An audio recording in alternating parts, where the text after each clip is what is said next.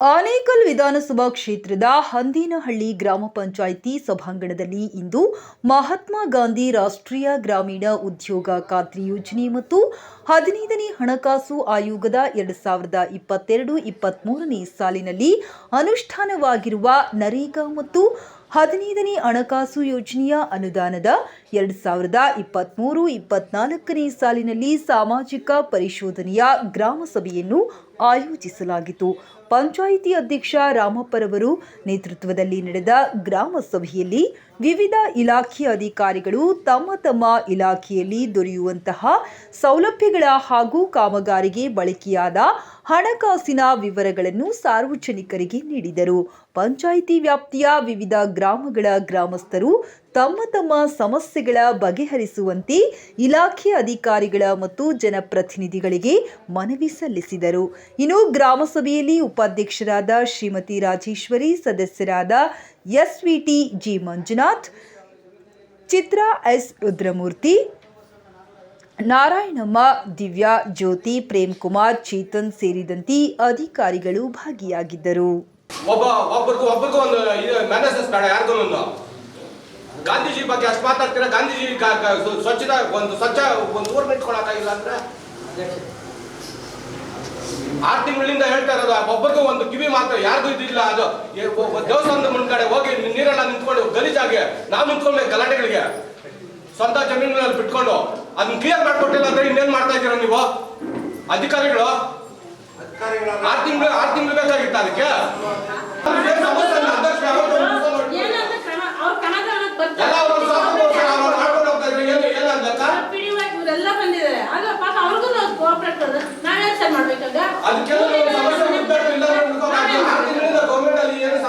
ಹೀಗೆ ಪ್ರಶ್ನೆ ಮಾಡಿದ್ರೆ ನಾನು ಉತ್ತರ ಹೇಳೋಕ್ಕೆ ಸಾಧ್ಯ ಆಗುತ್ತೆ. ನೀವು ಸುಮ್ಮನೆ ಕೂತ್ರೆ ನಾನು ಓದೋದು ಏನು ವೇಸ್ಟ್ ಆಗುತ್ತೆ. ನಿಮಗೆ ಅದು ಅರ್ಥ ಆಗೋಂಗೆ ಹೇಳೋ ಜವಾಬ್ದಾರಿ ನಂದು. ನಿಮಗೆ ಎಷ್ಟು ಅರ್ಥ ಮಾಡಿಸ್ಬೇಕು ಅರ್ಥ ಮಾಡಿಸ್ಬೇಕು ಜವಾಬ್ದಾರಿ ನಂದು. ಅರ್ಥ ಮಾಡಿಸ್ಬೇಕು ಅಂತ ಮಾಡೇ ಮಾಡ್ತೀನಿ. ಅರ್ಥ ಆಯ್ತು ಎಲ್ರಿಗೂ? ಕ್ಯಾಚ್ ಮಾಡ್ಕೊಳಕ್ಕಾಗಲ್ಲ. ಅದೇ ಒಂದು ಕಾಪಿ ಎಲ್ಲರಿಗೂ ಒಂದು ಡಿಸ್ಟ್ರಿಬ್ಯೂಟ್ ಮಾಡಬೇಕಾಗುತ್ತೆ. ನೀವು ಡಿಸ್ಟ್ರಿಬ್ಯೂಟ್ ಮಾಡಿದ್ರೆ ನಾವು ಅದನ್ನ ನೋಡ್ತೀವಿ. ನೋಡ್ಬಿಟ್ಟು ನಮ್ಗೆ ಏನಾದ್ರು ಡೌಟ್ಸ್ ಇದ್ರೆ ನಿಮ್ಮ ಹತ್ರ ನಾವು ಕೇಳಬಹುದು. ನೀವು ಹೇಳ್ಕೊಂಡು ಹೋಗ್ತಾ ಇರ್ತೀರಾ, ನಮ್ಗೆ ಇಮಿಡಿಯೇಟ್ ಯಾರು ಕ್ಯಾಚ್ ಆಗಲ್ಲ. ಅಷ್ಟೊಂದು ಗ್ರಾಷಿಯಸ್ ಪವರ್ ಇರಲ್ಲ ಯಾರಿಗೂ ಕೂಡ. ಎಲ್ಲರಿಗೂ ಒಂದೊಂದು ಕಾಪಿ ಡಿಸ್ಟ್ರಿಬ್ಯೂಟ್ ಮಾಡಿ ಅದು ನೋಡ್ಬಿಟ್ಟು ಬೇಕಾದ್ರೆ ಯಾರಾದ್ರೂ ಕ್ವಶನ್ ಕೇಳೋದಿದ್ರೆ ಕೇಳ್ತಾರೆ. ಇದ್ರದ್ದು ಎನ್ಆರ್ಇಗೆ ಏನು ನರೇಗಾ ಅಂತ ಅಂದ್ಬಿಟ್ಟು ಇದು ಕೆಲಸ ಮಾಡ್ತಾ ಇದೆಯಲ್ಲ, ಇದು ಏನೋ 40 ಕೆಲಸಗಳು ಓದಿದ್ರಲ್ಲ, ಇದು ಗ್ರಾಮದಲ್ಲಿ ಮಾಡೋದು. ಮತ್ತು ಈ ಗ್ರಾಮ ಸಭೆಯನ್ನು ಮಾಡ್ತಾ ಇರೋದು ಉದ್ದೇಶ ಏನು ಅಂತಂದರೆ, ನೀವು ನಿಮ್ಮ ಗ್ರಾಮದಲ್ಲಿ ಏನು ಇರ್ತೀರಲ್ಲ, ರೈತರು ಇರ್ಬೋದು, ಎಲ್ಲ ಸಾರ್ವಜನಿಕರು ಇರ್ಬೋದು, ಸದಸ್ಯರು ಇರ್ಬೋದು, ಇವರು ಎಲ್ಲರಿಗೂ ಆ ಕೆಲಸ ಮಾಡಿದಾರಾ ಇಲ್ವೋ ಅಂತ ಗೊತ್ತಾಗಬೇಕು. ಅದು ಮಾಡಿಲ್ಲ ಅಂತಂದರೆ ಈ ಟೈಮಲ್ಲಿ ನೀವು ಹೇಳ್ಬೋದು. ಅದನ್ನು ಈ ಸಭೆ ಮಾಡ್ತಾ ಇರೋ ಉದ್ದೇಶ ಅದೇನೆ. ಏನು ಅಂತಂದರೆ, ಗ್ರಾಮಗಳಲ್ಲಿ ಆ ಕೆಲಸಗಳಾಗಿದೆಯಾ, ಆ ಕೆಲಸವನ್ನು ಅವ್ರು ಸರಿಯಾಗಿ ಮಾಡಿದಾರಾ, ಮತ್ತು ಈಗ ಏನು ಓದಿದ್ರಲ್ಲ ಅದರದ್ದು ಅಷ್ಟು ದುಡ್ಡಿಂದ ಅದರದ್ದು ಖರ್ಚಾಗಿರೋದ್ರ ಬಗ್ಗೆ ನಿಮಗೆ ಅದು ಮನವರಿಕೆ ಆಗಿದೆಯಾ ಇಲ್ವಾ ಅಂತ ಅಂದ್ಬಿಟ್ಟು ತಿಳ್ಕೊಳ್ಳೋದಕ್ಕೋಸ್ಕರ ಈ ಗ್ರಾಮ ಸಭೆಯನ್ನು ಮಾಡಿ ಅದರಲ್ಲಿ ಓದೋದು. ಅದನ್ನು ಬರೀ ಓದಿದಾಗ ನೀವು ಹೇಳಿದ್ರು, ಒಬ್ಬರು ನಮ್ಮ ಇದರಲ್ಲಿ ಒಬ್ಬರು ಹೇಳಿದ್ರು ಏನಂದರೆ ಆ ಲಿಸ್ಟನ್ನು ಕೊಡಬೇಕು ಅಂತ. ಹೌದು, ಅಟ್ಲೀಸ್ಟ್ ಸ್ವಲ್ಪ ಜನಕ್ಕಾದ್ರೂ ಆ ಲಿಸ್ಟದ್ದು ಒಂದು ಪಾಂಪ್ಲೆಟ್ಸ್ ಟೈಪ್ ಮಾಡಿ ಕೊಡೋದಕ್ಕೆ ಮುಂದೆ ತಿಳಿಯೋದನ್ನು ಮಾಡಿ. ಯಾಕಂದರೆ ಅದನ್ನು ಪಾಂಪ್ಲೆಟ್ಸ್ ಮಾಡಿ ಎಲ್ಲರಿಗೂ ಕೊಟ್ಟರೆ ಅವ್ರು ಓದ್ಕೊಳ್ತಾರೆ, ಅವ್ರಿಗೆ ಗೊತ್ತಾಗುತ್ತೆ. ಸೊ ಆ ಥರ ಮಾಡಿದ ಅಂತಂದರೆ ಅವ್ರಿಗೆ ಓದ್ಕೊಳ್ತಾರೆ. ಇಲ್ಲಾಂತಂದರೆ ಈಗ ಓದ್ಕೊಂಡು ಹೋಗ್ತಾ ಇದ್ದಂಗೆ ಅವ್ರು ಯಾವುದೋ ಒಂದು ಇದರಲ್ಲಿ ಇರ್ತಾರೆ, ಅದನ್ನು ಅವ್ರಿಗೆ ತಿಳ್ಕೊಳಕ್ಕಾಗೋದಿಲ್ಲ ಅಥವಾ ಅದನ್ನು ಹೇಳೋದಕ್ಕೂ ಆಗೋದಿಲ್ಲ. ಸೊ ಅವರು ಓದ್ಕೊಂಡಿದ್ದಾರೆ ಅಂತಂದರೆ ಹೇಳೋದಕ್ಕೆ ಮುಂಚೆನೇ ಅದನ್ನು ಓದ್ಕೊಂಡು ಈ ಥರ ನಮ್ಮ ಗ್ರಾಮದಲ್ಲಿ ಆಗಿದೆ ಅಥವಾ ಸರಿಯಾಗಿ ಆಗಿಲ್ಲ ಅಥವಾ ಅದರಲ್ಲಿ ಈ ಥರದ್ದು ನ್ಯೂನತೆಗಳಿದೆ, ತಪ್ಪುಗಳಿದೆ ಅಂತ ಅಂದ್ಬಿಟ್ಟು ಹೇಳೋದಕ್ಕೆ ಅವಕಾಶ ಆಗುತ್ತೆ. ಅದನ್ನು ಮುಂದಿನ ಗ್ರಾಮ ಸಭೆಗಳಷ್ಟೊತ್ತಿಗೆ ಅದನ್ನು ಸರಿಪಡಿಸ್ಕೊಡ್ಬೇಕು ಅಂತ ಅಂದ್ಬಿಟ್ಟು ಹೇಳ್ತಾ, ಮತ್ತು ಈ ಉದ್ಯೋಗ ಖಾತ್ರಿ ಯೋಜನೆ ಏನಿದೆಯಲ್ಲ, ನಾನು ಓಂಬಡ್ಸ್ಮನ್ ಅಂತಂದರೆ ಉದ್ಯೋಗ ಖಾತ್ರಿ ಯೋಜನೆಯಲ್ಲಿ ಜಿಲ್ಲೆಯಲ್ಲಿ ಯಾವುದೇ ಗ್ರಾಮ ಪಂಚಾಯತಿಯಲ್ಲಿ ಕೆಲಸಗಳು ಆಗಿರೋದು, ಒಂದು ಜಾಬ್ ಕಾರ್ಡ್ ನೀವು ಯಾರಾದರೂ ಕೇಳಿರ್ತೀರ, ನನಗೆ ಜಾಬ್ ಕಾರ್ಡ್ ಕೊಡಿ ಕೆಲಸ ಮಾಡೋದಕ್ಕೆ ಅಂತ ಅಂದ್ಬಿಟ್ಟು. ಆ ಕೆಲಸ ಮಾಡೋದಕ್ಕೆ ಜಾಬ್ ಕಾರ್ಡ್ ಕೊಟ್ಟಿಲ್ಲ ಅಂತಂದರೆ ಅವರು ಅದು ನೀವು ಅಪ್ಲಿಕೇಶನ್ ಅದು ಒಂದು ಅರ್ಜಿ ಕೊಟ್ಟಾಗ ಅದಕ್ಕೆ ಏನೇನು ರಿಕ್ವೈರ್ಮೆಂಟ್ ಇರುತ್ತೆ ಅದನ್ನು ಕೊಡಬೇಕು. ಏನು ಇದರದ್ದು ಇದರಲ್ಲಿ ನಿಮ್ಮಲ್ಲಿ ಇರೋಂಥದ್ದು ಆಧಾರ್ ಕಾರ್ಡು, ಫೋಟೋಸು, ಬ್ಯಾಂಕ್ದು ಪಾಸ್ಬುಕ್ಕಿಂದು ಕಾಪಿ ಎಲ್ಲ ಕೊಟ್ಟಿದೆ ಅಂತಂದರೆ ಅವರು ನಿಮಗೆ 15 ದಿವಸದ ಒಳಗಡೆ ಜಾಬ್ ಕಾರ್ಡನ್ನು ಕೆಲಸಕ್ಕೆ ಇದು ಮಾಡೋದಕ್ಕೆ ಕೊಡಬೇಕು. ಆ ಜಾಬ್ ಕಾರ್ಡ್ 15 ದಿವಸದೊಳಗಡೆ ಸಿಕ್ಕಿಲ್ಲ ಅಂತಂದರೆ ನೀವು ಅದನ್ನು ನಮಗೆ ಕಂಪ್ಲೇಂಟ್ ಮಾಡ್ಬೋದು. ಕಂಪ್ಲೇಂಟ್ ಮಾಡಿದೆ ಅಂತಂದರೆ ನಾವು ಅದನ್ನು ಆ ಪೀರಿಯಡಲ್ಲಿ ಅವ್ರು ಕೊಟ್ಟಿಲ್ಲ ಅಂತಂದರೆ ಅವ್ರ ಮೇಲೆ ನಾವು ಆ್ಯಕ್ಷನ್ ತಗೊಳ್ಳೋದಕ್ಕೆ ಅಥವಾ ಅವರಿಗೆ ಕೊಟ್ಟಿಲ್ಲ ಅಂತ ಯಾಕೆ ಕೊಟ್ಟಿಲ್ಲ ಅಂತ ಕೇಳೋದಕ್ಕೆ ಅವಕಾಶ ಇದೆ. ಅದೇ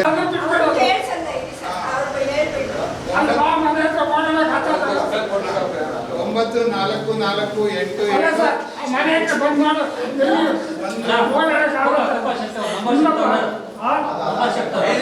ಯಾಕಂದ್ರೆ ಆ ಊರಲ್ಲಿ ಮುಖ್ಯವಾಗಿ ಆಗ್ತಕ್ಕಂಥ ಕೆಲಸ ಅದು.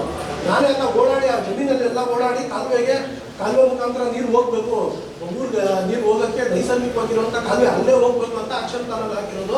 ಈಗ ನಾವೆಲ್ಲ ಸದಸ್ಯರೆಲ್ಲರೂ ಒಂದು ಬರ್ತೀವಿ, ಒಂದು ದಿನ ನಿಗದಿ ಮಾಡಿ ಇಲ್ಲಾಂದ್ರೆ ಎಲ್ಲರೂ ಕರೆದು ಪಂಚಾಯತ್ ಹತ್ರ ಮಾತಾಡಿ ಇಡೀ ಊರು 4 ಜನಕ್ಕೆ ಸ್ವಾರ್ಥಕ್ಕೋಸ್ಕರ ಇಡೀ ಊರಿಗೆ ಬೇಕು ಅಂತಂದ್ರೆ ಈಗ ನೀವು ಅವರು ಈ ಕಡೆ ಬಂದ್ ಮಾಡಿದಾರಲ್ಲ, ಅವ್ರು ಸರ್ವೆ ಮಾಡ್ಕೊಟ್ಟಿದ್ದು ನಿಮ್ ಪಂಚಾಯತಿ ಅವ್ರೆ ಸರ್ವೆ ಮಾಡ್ಕೊಟ್ಟು ಅವ್ರು ಕಲ್ಲು ಹಾಕೊಟ್ಟು ನಮ್ಗೆ ಇಲ್ಗಂಟೆ ಇದೆ ಅಂತ ಅವ್ರು ತೋರಿಸಿದ್ದಾರೆ. ಮುಂದೆ ಇದ್ದ ಮೆಂಬರ್ ಪ್ರತಿ ಒಬ್ಬರಿಗೂ ಹೇಳ್ತೀನಿ, ಇವಾಗ ಇರೋರ್ಗೂ ಅಷ್ಟೇ, ಮುಂದೆ ಇರೋರ್ಗೂ ಅಷ್ಟೇ, ಒಬ್ರಿಗೆ ಹೇಳ್ತೀನಿ, ಇದು ಮುಂದೆ ಸಮಸ್ಯೆ ಬರುತ್ತೆ ಅಂತ ಎಲ್ರಿಗೂ ಗೊತ್ತು. ಆದ್ರೆ ಯಾರು ಏನು ಮಾತಾಡಿಲ್ಲ. ಏನ್ ಗೊತ್ತಾ, ಅವ್ರ ಟೈಮ್ ಎಲ್ಲಿ ಗೆಲ್ಬೇಕು ಅಲ್ಲಿ ನೋಡ್ಕೊಂಡು ಹೋಗ್ತಾ ಇದ್ರು. ಇವತ್ತು ಯಾರು ಅದ್ರ ವಿಚಾರ ಹಾಕಿಲ್ಲ. ಇನ್ನ ಕೆಲವು ಡಾಕ್ಯುಮೆಂಟ್ ಎತ್ಕೊ ಬರ್ತೀನಿ, ನೆಕ್ಸ್ಟ್ ಇನ್ನ ಒಂದು 2-3 ದಿವಸ ಕಾಯಿದೆ, ಒಂದ್ 2-3 ತಿಂಗಳು. ಗೌರ್ಮೆಂಟ್ ಜಾಗದಲ್ಲಿ ಸ್ವಂತ 9-10 ಹಾಕೊಂಡಿದ್ದಾರೆ ಪಂಚಾಯತಿ ಮೆಂಬರ್ಗಳು. ಪ್ರೂಫ್ ಇದೆ, ಯಾಕೆ ಎತ್ಕೊ ಬಂದಿಲ್ಲ? ಎತ್ಕೊಂಡ್ ಬಂದ್ರೆ ಎಲ್ಲ ವಿಷಯ ಬರ್ಬಾರ್ದು ಒಂದೇ ಸಲ ಇದು ಎತ್ಕೊಂಡ್ ಬಂದಿದ್ದೀನಿ, ಅದನ್ನು ಇರ್ತೀನಿ ಸುಮ್ಮನೆ ಸಮಸ್ಯೆ ಇದ್ರೆ ತಗೊಂಡ್ ಅಡ್ಜಸ್ಟ್ಮೆಂಟ್ ಮಾಡ್ಕೊಂಡು ಇದೆಲ್ಲ ಮಾಡಿದ್ದಾರೆ ಊರಲ್ಲಿ. ಅವೆಲ್ಲ ಸಮಸ್ಯೆ ಗೊತ್ತು. ನಿಮ್ಮೂರಲ್ಲಿ ಲಿಖಿತವಾಗಿ ದೂರು ಕೊಡಿ, ಅದ್ರ ಬಗ್ಗೆ ನಾವು ಅದು ತಪ್ಪಾಗಿದ್ರೆ ಕ್ರಮ ತಗೊಂತೀವಿ. ಊರಲ್ಲಿ ಸಮಸ್ಯೆ ಬಗ್ಗೆ ನೀವು ಯಾವ ವಿಡಿಯೋ ಮಾಡಿದಾರೆ, ಯಾವ ಸದಸ್ಯರು ಮಾಡಿದಾರ ಅವ್ರ ಹೆಸರು ಹೇಳ್ಬೇಕು. ಎಲ್ಲ ಸದಸ್ಯರು ಬಂದ್ಬಿಟ್ಟು ಇಲ್ಲಿರೋರು ಈಗ ನೀವ್ ಹೇಳ್ತಾ ಇದ್ದೀರಲ್ಲ, ಸರ್ಕಾರಿ ಜಾಗಕ್ಕೆ ಹಾಕಿದ್ರೆ ದಾಖಲೆ ಕೊಡಿ, ಅದು ವಜಾ ಮಾಡಕ್ಕೆ ಯಾರು ಹಾಕಿದ್ದಾರೆ, ಯಾರು ಮಾಡಿದ್ದಾರೆ, ಒಂದು ನಿಮಿಷ, ಯಾರು ಮಾಡಿದ್ದಾರೆ, ಯಾವಾಗ ಆಗಿದೆ ಅಂತ ಕೊಡಿ. 7 ವರ್ಷ ಆಗಿದೆ ಸರ್. ಆಯ್ತು, ಕೊಡಿ. ಅದನ್ನ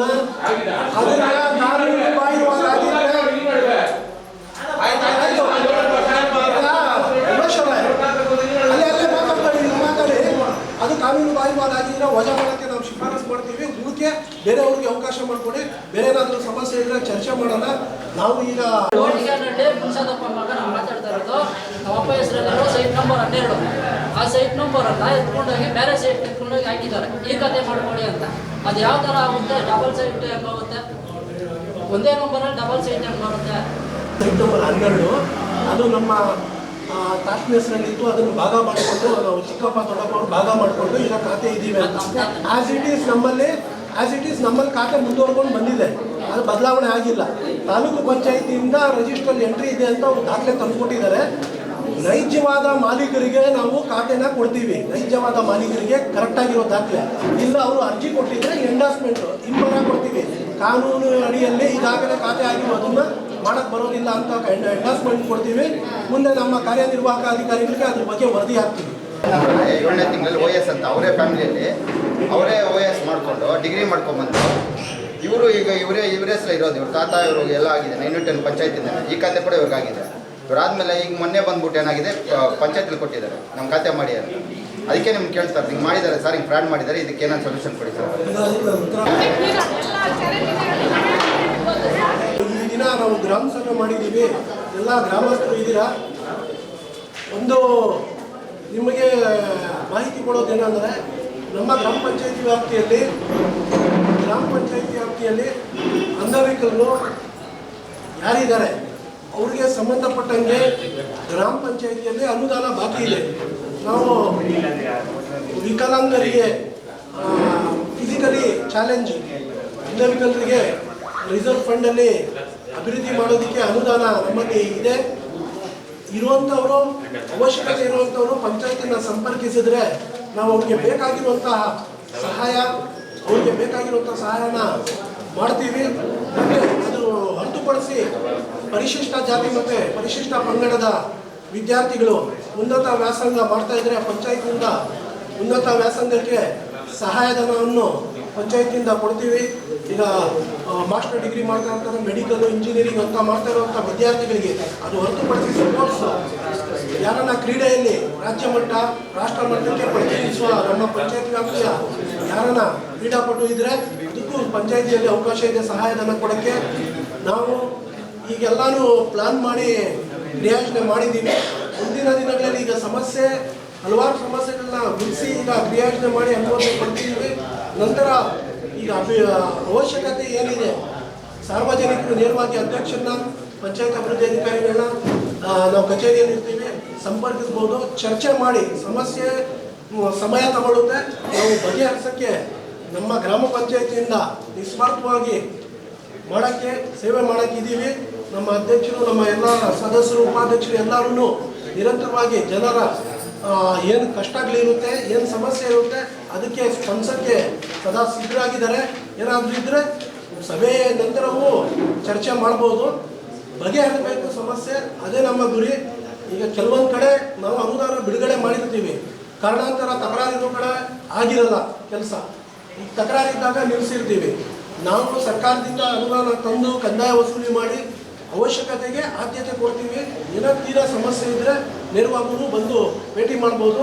ಈಗ ರೇಷ್ಮೆ ಇಲಾಖೆ ಗ್ರಾಮ ಪಂಚಾಯತಿಯಲ್ಲಿ ಇವತ್ತು NRIG ಕಾರ್ಯಕ್ರಮ ಇದು ಮಾಡಿದರೆ ಅದಕ್ಕೆ ಒಳ್ಳೆ ರೀತಿಯಲ್ಲಿ ಜನಸಂಖ್ಯೆ ಸೇರಿ ಒಳ್ಳೆ ಆಶೀರ್ವಾದ ಕೊಟ್ಟು ಒಳ್ಳೆ ಕೆಲಸ ಕಾರ್ಯಗಳ ಬಗ್ಗೆ ಕೇಳಿದ್ದಾರೆ ನಮ್ಮನ್ನ.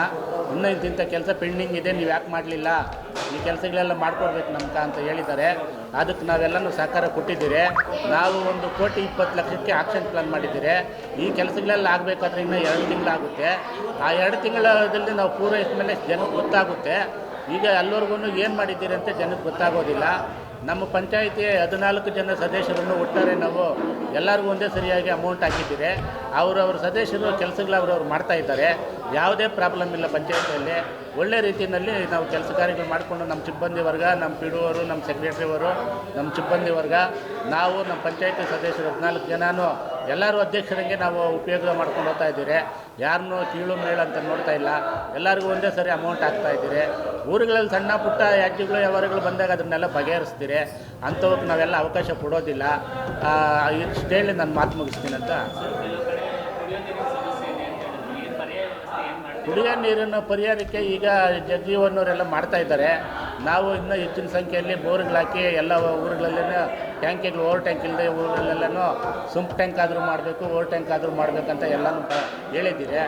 ಎಲ್ಲ ಒಂದು 6 ತಿಂಗಳ ಒಳಗಡೆ ಎಲ್ಲ ಕೆಲಸನೂ ನಮಗೊಂದು 75% ಆಗುತ್ತೆ ಅಂತ ಒಂದು ನಂಬಿಕೆ ಐತೆ. ಆದ್ದರಿಂದ ನಾವು ಈಗ ಏನು ಉತ್ತರ ಹೇಳೋದಕ್ಕಾಗೋದಿಲ್ಲ. ಕೆಲಸ ಆಗಿಲ್ಲ, ನಾವು ಬಂದಾಗಿಂದ ಕೆಲಸ ಆಗಿಲ್ಲ. ಯಾಕಂದರೆ ನಾವು ಬಂದು 6 ತಿಂಗಳಾಗ್ತಾ ಬಂತು, ಯಾವ ಕೆಲಸಗಳು ಆಗಿಲ್ಲ. ಕೇಳ್ತಾ ಇದ್ದಾರೆ. ಈಗೆಲ್ಲ 1,20,00,000ಕ್ಕೆಲ್ಲ ಆಕ್ಷನ್ ಪ್ಲಾನ್ ಮಾಡಿದ್ದೀರಿ. 1 ತಿಂಗಳೊಳಗಡೆ ಎಲ್ಲ ಜನಕ್ಕೆ ಕಣ್ಣು ಬೀಳುತ್ತೆ. ಅದಕ್ಕೆ ನಾವು ಅದೆಲ್ಲ ಮಾಡ್ತೀರಿ. ಸಣ್ಣ ಪುಟ್ಟ ಇವೆಲ್ಲ ಬಂದಿವೆ, ಇವೆಲ್ಲ ಕ್ರಿಯೇಟ್ಗಳು ಮಾಡ್ಕೊಂಡು ಬಂದಿದ್ದಾರೆ, ಅಂಥವಕ್ಕೆಲ್ಲ ಅವಕಾಶ ಕೊಡೋದಿಲ್ಲ.